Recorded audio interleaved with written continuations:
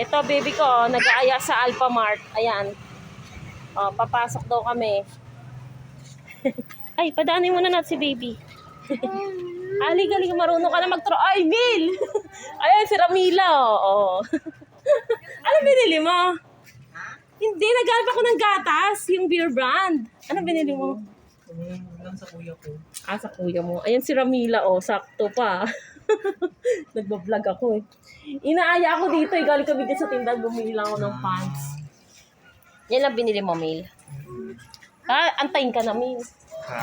Baka antayin ka na. Ay, pasuyo nga ako nitong Mil, yung pintuan. Baka maipit tong maliit eh. Thank you. Uwi ka na. Pabosh. Lamig oh. Be, ano sa'yo? Oh, kala mo marunong ka na. Anong bibili mo? Anong bibili ng baby namin? Anong bibili ng baby namin? Ha? Ano pa? Andito po kami sa Alphamart. Anong bibili mo? Ha? May pera ka ba? Oh. Uwi na tayo gabi na. Gusto niya bumaba, guys.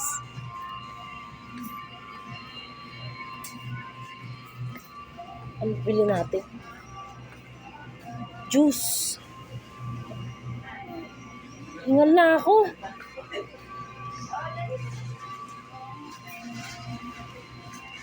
Meron na kayong sabunan?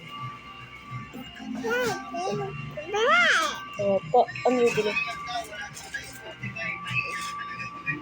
Lamig. Sarap lang magpalamig. Halika na. Wala ka namang bibilin. Halika na. Labas na tayo. Wala ka namang bibilin eh. Ano bibili mo? Juice. Biskuit. Yan. Pillows. Yan. Gusto mo yan? Oh, pillows. Ano pa? Ayan guys, marunong na siya magturo. Hingal ako.